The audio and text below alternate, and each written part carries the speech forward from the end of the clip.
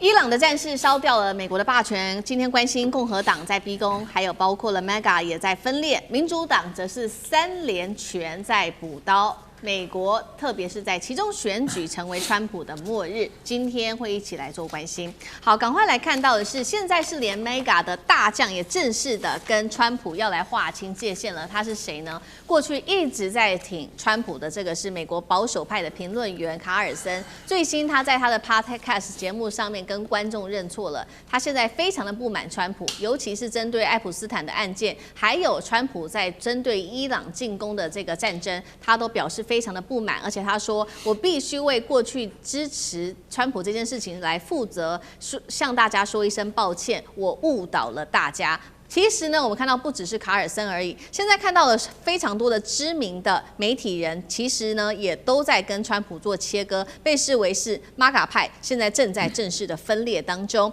包括了凯利啊、琼斯等等的知名的媒体人都开始批评川普，那川普则是最新发文回击这些人非常的愚蠢，而且他还说这些人智商非常的低。苑老师怎么看？我觉得这些人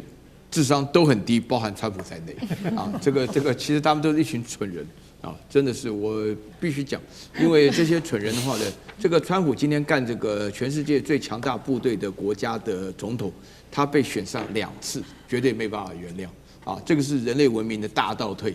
这个是这个基本上的伦理思想的大挑战啊，尤其是川普最近的话呢，这非常离谱啊，就是跟这个教宗之间啊，你来我往的话呢，然后就是讲到自己假扮耶稣什么的。我这边要强调，这个 MAGA 的当初为什么支持川普，就有其实这个卡尔森还算是小咖了，真正大咖是马斯克，现在躲起来都不敢见了，因为等着 SpaceX 要上市啊什么的，他们真的要负很大的责任。这个对整个全体的人类，对全世界人类来讲，都是一个非常严重的道德上的危机。首先，第一个，美国人是非常自私的，他们认为的话呢，原来美国人对人家大方是对自己自私，所以说这个 MAGA 里面就包含了只管美国事，不管其他的事情，不管其他人死活，跟美国都没有关系。所以川普的话呢，第2任一上来要退出一大堆组织的话，那个时候 MAGA 没有生气，他的支持率其实还是有50%以上了啊，那个时候这样子。然后第2个的话呢，这个问题就来了，就是说川普本身呢，他自己一开始啊，就是强调拜登很笨，然后又撤退也不行，然后他是唯一没有打过仗的总统什么的，一直做这种广告，就是美国不但要管自己的事情，美国要强大了就不管人家事情，因为美国人都知道，美国之所以这么强大的原因，就是1次世界大战、2次世界大战，美国都知道了，绝对有把握的时候才出手，那时候就整个收割了。为什么美国今天有这么强大的情况下，就是因为美国在参战的过程当中，我跟你讲，我们在垫人头，为什么我们一直到底说我们抗战是8年还是14年？欧洲人只讲4年。甚至4年都不到，因为那个最辛苦的前面6年，6年加8年，或者4加4年，是我们中国人用人命贴上去的。说大家讲起来，稍微对于整个中国的历史有点感觉，但抗战历史都不忍卒睹。但是美国就是非常清楚，只要战争你不参加，等到人家打得差不多，你再一参去，你就开始收割了。主要这个大家都知道，像苏联他们能够拥有这个机会，是因为用人命垫出来的。死亡唯一死的国家是比中国还多的，就是苏联人，对不对？然后第3点的话呢，我不晓得大家有没有注意到一件事情啊，就是说我们始终啊，因为我们的文化是士农工商啊，但是川普始终打的他是商人的招牌。到现在有很多人觉得，你刚刚讲的说是谈判的力量，阿拉格写的，那川普写了个交易的艺术，哎呀，大家都觉得了不起，交易很烂，写的很烂又很薄，里面都是极限施压，逼到人家不得不接这种条件，大概都是这种原因，就按照这种搞法。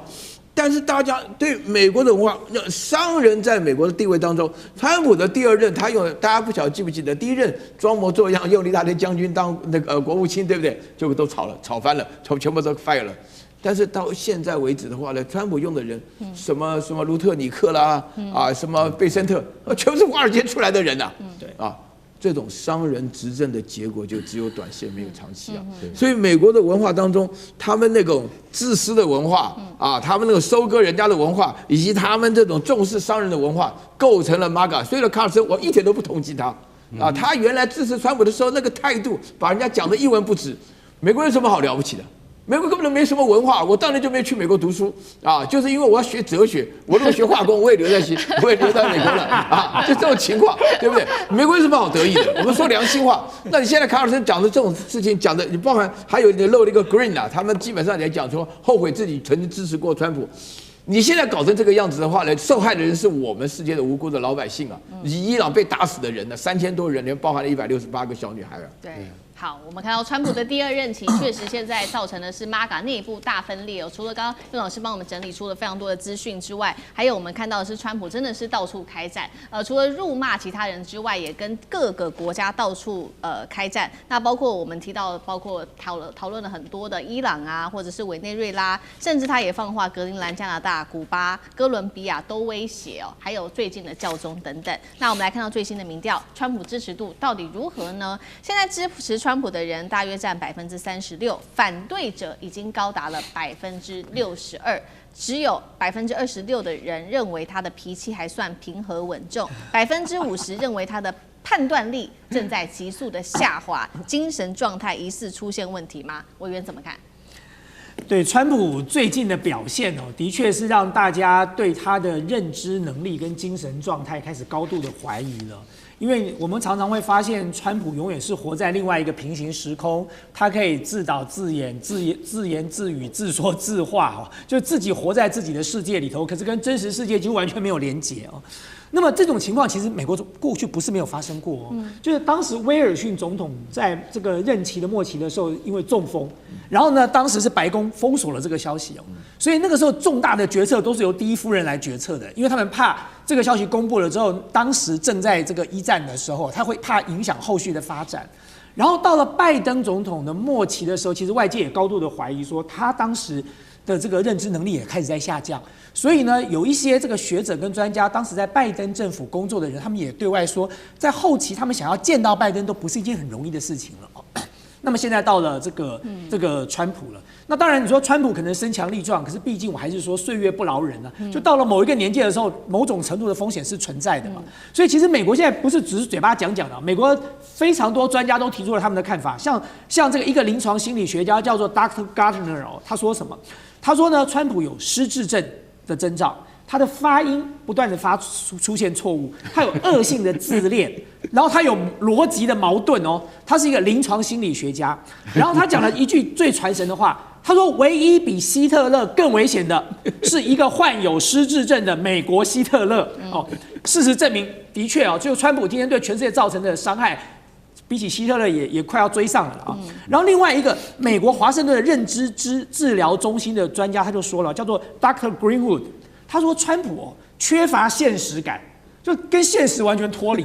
对自己做的错事没有悔意啊，完全没有后悔，而且有这个强烈的狂躁症的趋向啊，所以他也认为他的精神状态有问题啊。然后另外一个心理学家叫 Dr. George， 这都很有名的专家，他说川普有病态固执。强迫性的重复话，一直重复在那边讲，说他胜利了，他胜利了，他胜利了。然后呢，认知感也对于现实也有问题。所以这3个是学者非常有名的认知专家跟精神学者、心理学家所做出来的分析。所以民主党现在就要求了，民主党的这个众议院的领袖要求白宫医师要对 Trump 进行认知评估，说他的认知状态有问题。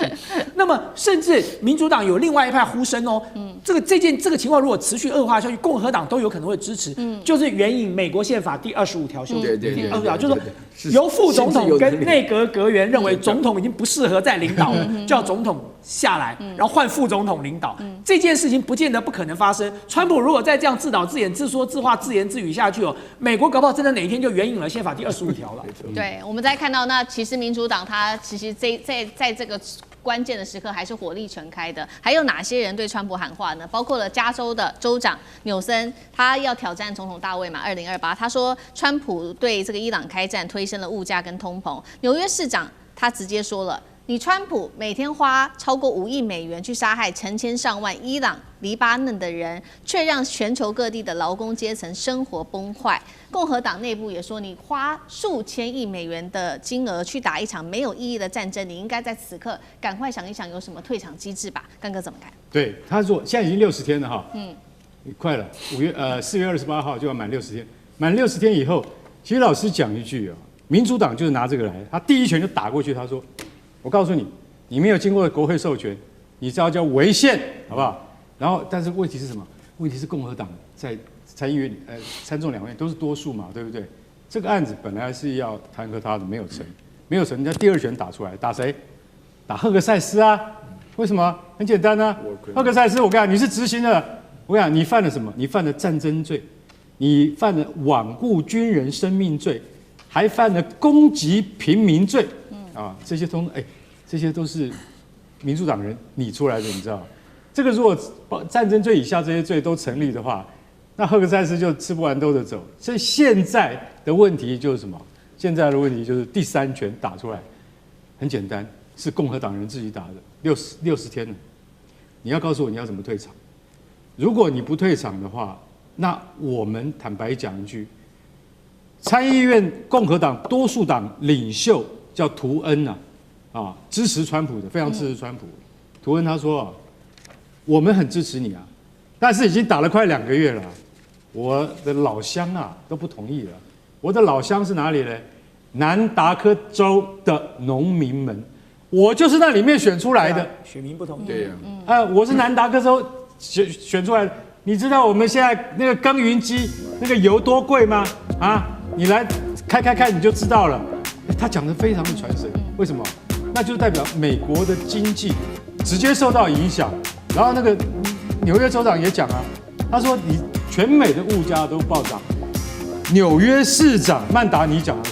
才传神，他说。